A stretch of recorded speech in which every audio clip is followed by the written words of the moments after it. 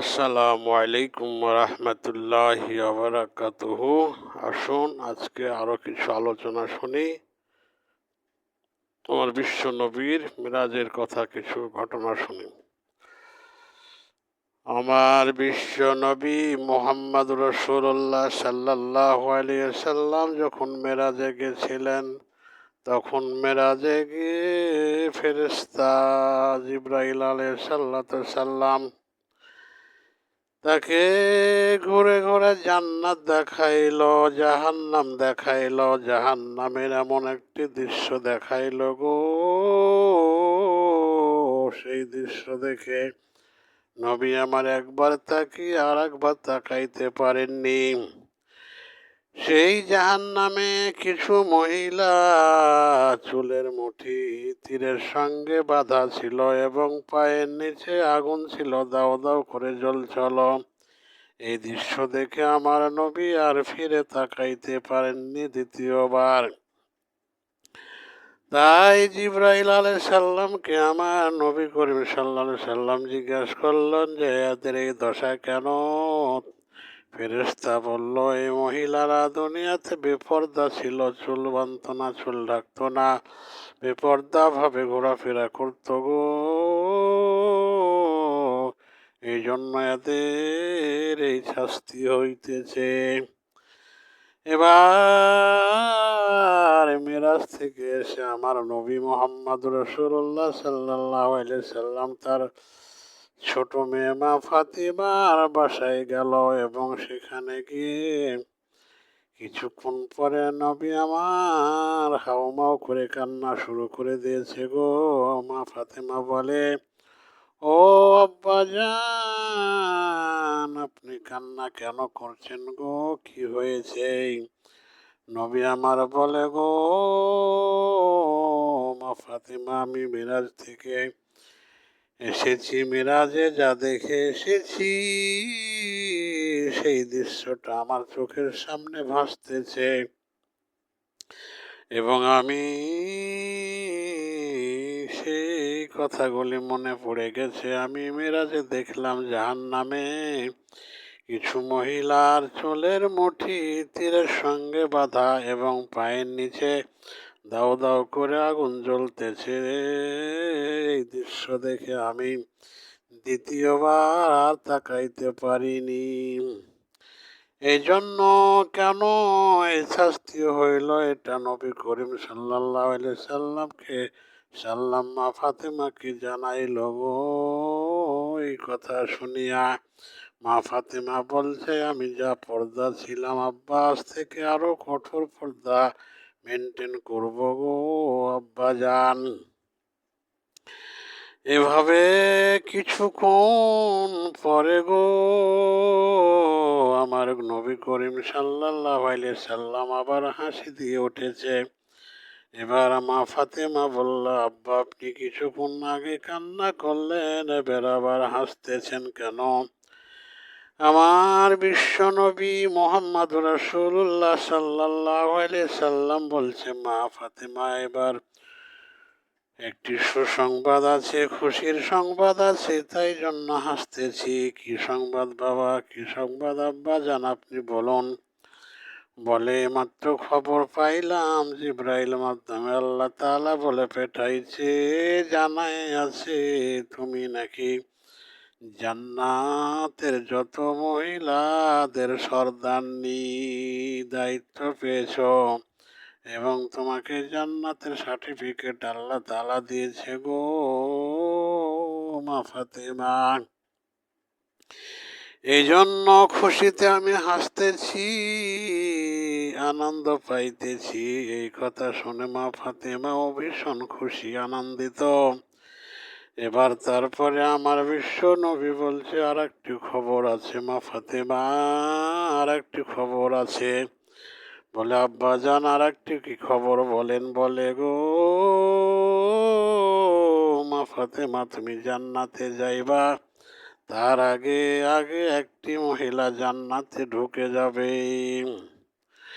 ও আব্বা জান, সেই মহিলা কে? তার পরিচয় কি?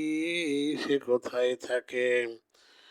তার আমল কি, তার নেক আমল কি আমাকে জানতে হবে গো আব্বাজান।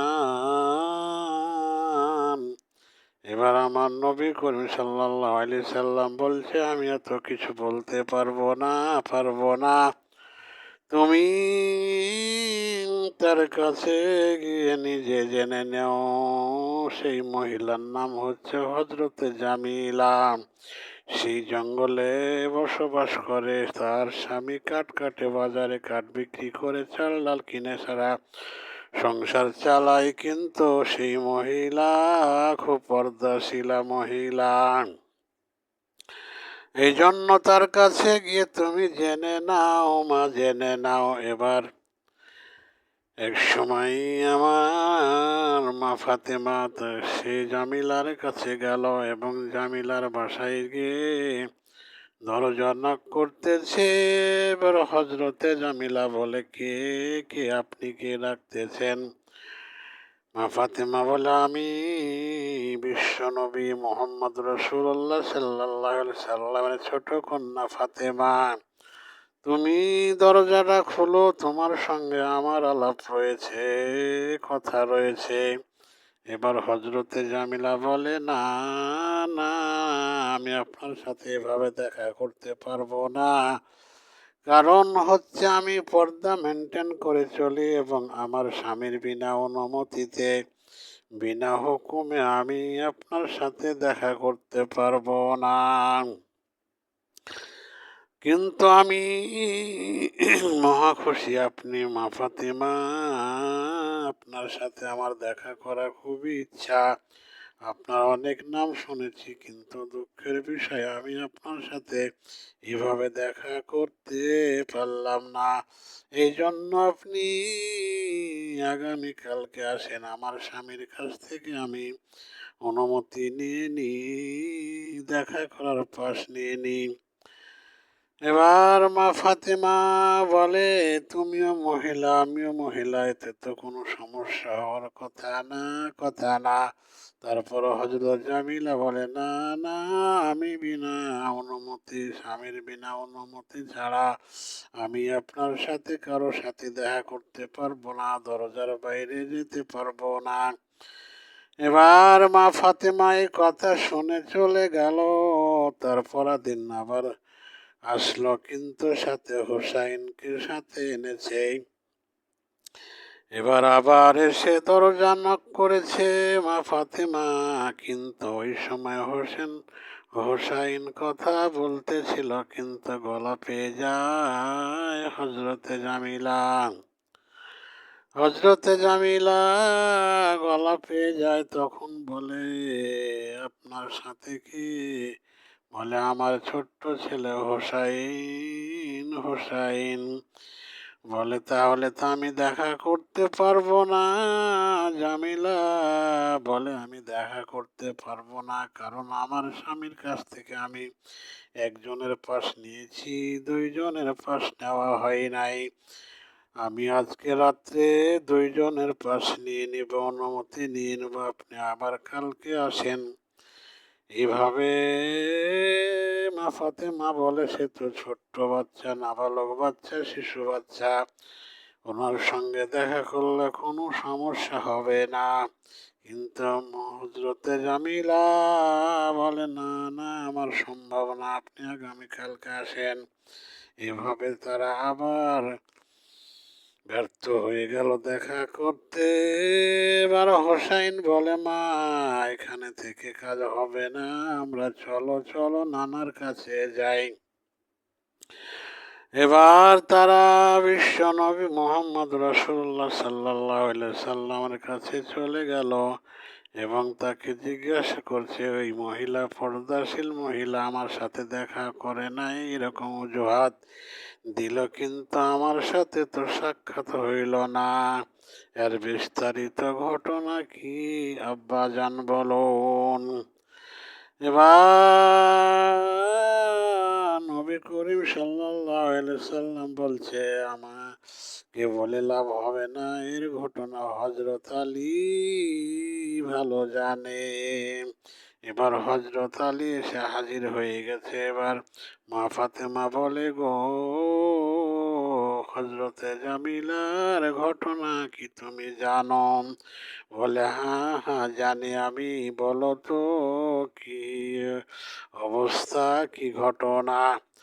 এবার হযরত আলী বলতেছে যে, তোমার এক সময় অভাব ছিল, বাসায় হাসান হোসাইন খেতে পাইনি 3 দিন ধরে, তখন তুমি একটি আমাকে চাদর দিয়েছিলে গো, সেই চাদরটি বাজারে বিক্রি করতে যাচ্ছিলাম এবং প্রতিমধ্যে এক লোক আমার কাছ থেকে চাদরটি কিনে নেয়, অন্যটা কিনে নেয়।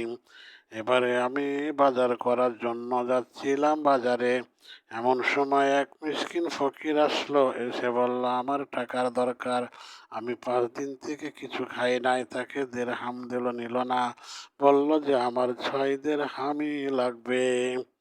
এবার আমি তাকে 6 দিরহাম দিয়ে দিলাম, কিন্তু আমি ফাঁকা হয়ে গেলাম, বাজার করতে পারলাম না।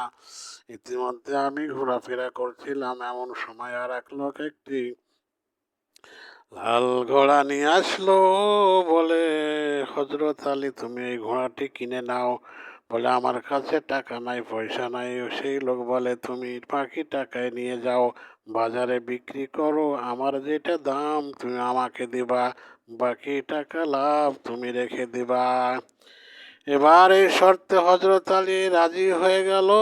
বাজারে যে তাকে তার 10 দিরহাম লাভ হয়ে গেল এবং তাকে ওই ঘোড়াওয়ালার টাকা যেটা প্রাপ্য সেটা দিল এবং 10 দিরহাম তার কাছে থেকে গেল এবং সে বাজার করলো, অনেকগুলি করেও টাকা বেঁচে গেল। এবার বাজার নিয়ে রওনা হইল বাসার দিকে। এবার বাজার যে সালাম দিচ্ছে মা ফাতেমাকে, দরজা খোলো। এবার বাজার দেখছে অনেকগুলি। মা ফাতেমা বলছে, তুমি এত বাজার কোথায় পাইলে আগে বলো, নইলে আমি মাল ঢুকাবো না। বলে, বলছি সবই, তুমি দরজা খোলো। যখন বিস্তারিত ঘটনা বলল গো, তখন তারা মাল ভিতরে নিল এবং তারা খাওয়া দাওয়া করলো, হাসান হোসেনকে খাওয়াইল।